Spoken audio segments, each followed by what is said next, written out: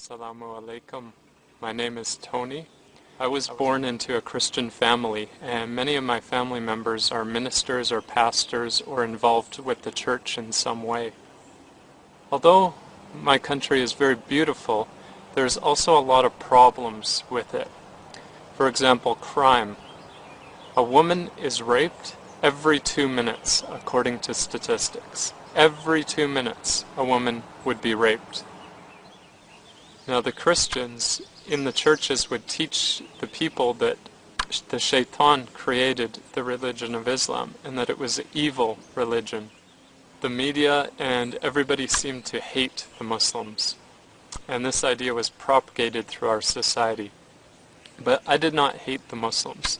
I wanted to guide the Muslims to the straight path and show them that they should not worship any rock or any man or any created thing. Now, could you imagine me telling a Muslim that? Now, at this time, I didn't really understand my religion very well, so I wanted to study it. And I was raised to believe in the Trinity, and so I worshiped the Trinity out of ignorance. This is the way my parents taught me to do. See, I was born into the strongest sect of Christianity in my country. These are known as the Baptists, and they believe in the Trinity very strongly. But for some reason, it just didn't feel good for me to do this. But I just followed along because this is what I was taught to do. So I began to read the Bible, and I wanted to learn my religion so I could teach it to others and teach it to the Muslims. But when I read the Bible, I was shocked. I couldn't believe what is in the Bible.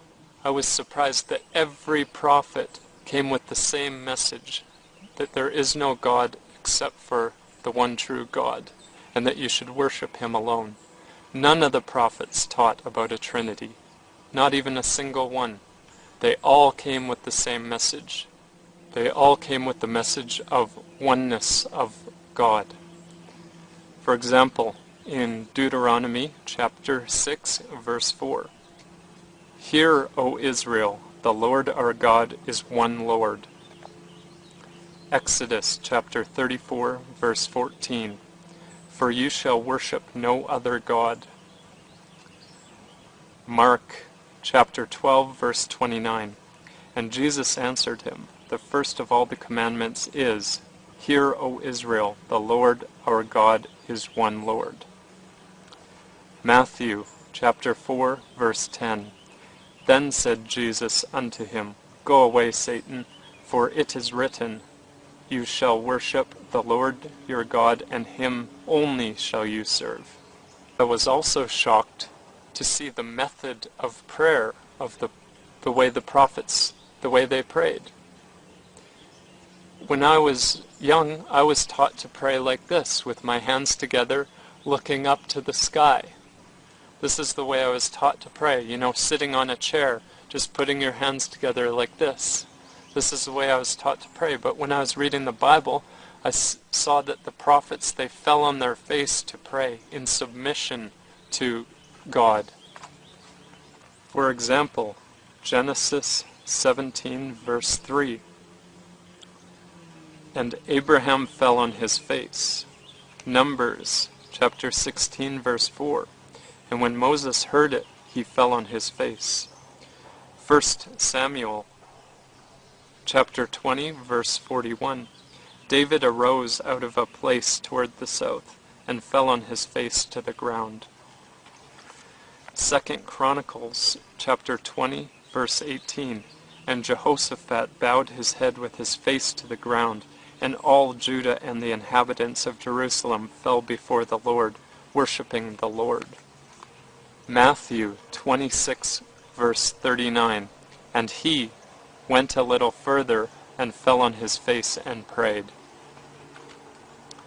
Revelations 7, verse 11, "And all the angels stood around about the throne and fell before the throne on their faces and worshipped God." And I also read in the Bible about fasting. Matthew chapter 4, verse 2, "And when he had fasted 40 days and 40 nights, he was afterwards hungry." Mark 2, chapter 18, and the disciples of John and of the Pharisees used to fast. Matthew 6, verse 18, Moreover, when you fast, be not as the hypocrites of a sad countenance, for they disfigure their faces, that they may appear unto men to fast.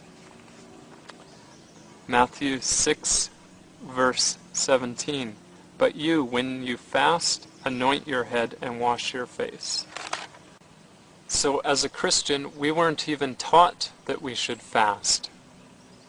This wasn't even something that the church leaders even taught us to do. And not only this, but in the Bible it talks about the Hajj. In Psalms 84, verse 65, Blessed is the man whose strength is in you, who sets their heart on pilgrimage as they pass through the valley of Becca.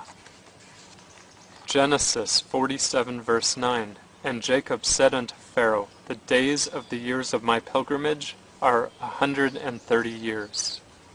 You see, if the Christians were following their Bible, they would be so similar to the Muslims, and they would not hate the Muslims, but instead they turn their backs on their own book. They don't even believe in their own book. Instead they teach something different. If only the Christians would follow their own book, they would believe in the oneness of God. They would pray by prostrating. They would give charity. They would fast. And they would go to the Hajj. Inshallah. Now when I read the Bible, I was also disgusted at what I found. I was horrified because of the lies in it. For example, in the Old Testament, there's a story about Jacob, how he has a wrestling match with God, and he beats up God. He wins. He is superior in strength to God. Now, how can I believe that? Another good example is in the Bible. It says that God sleeps. How could God sleep? Psalms 44, verse 23. Awake, why do you sleep, O Lord? Psalm 78, verse 65. Then the Lord awakened as one out of sleep, and like a mighty man that shouts by reason of wine. How dare anybody utter these lies against God? So how could I believe in the Trinity when none of the prophets believed in the Trinity and none of the prophets taught about the Trinity? How could I believe in it? So I went to my family and I told them I do not believe in the Trinity because none of the prophets did. And so they arranged for me to meet with one of my family members who is a minister.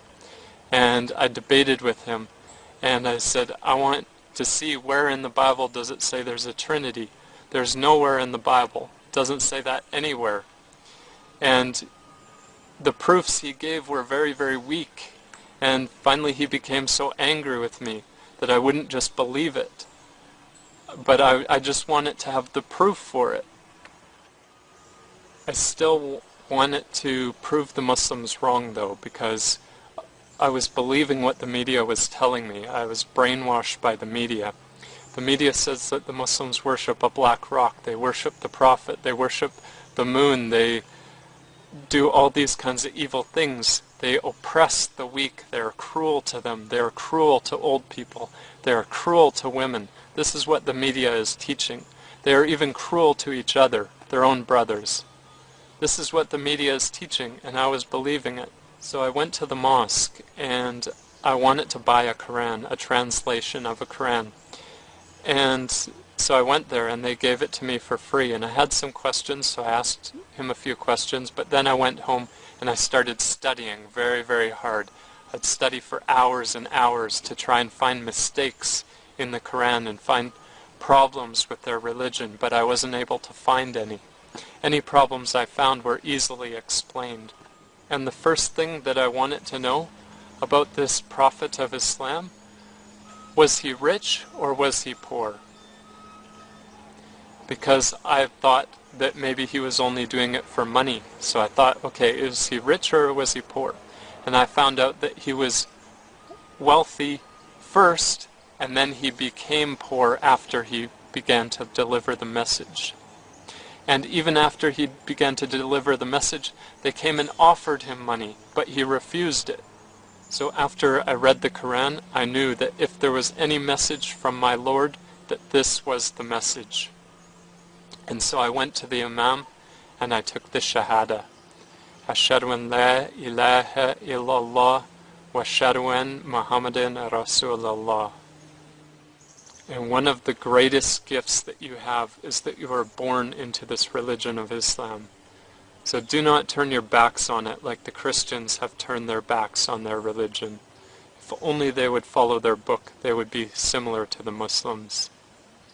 Assalamu alaikum wa rahmatullah.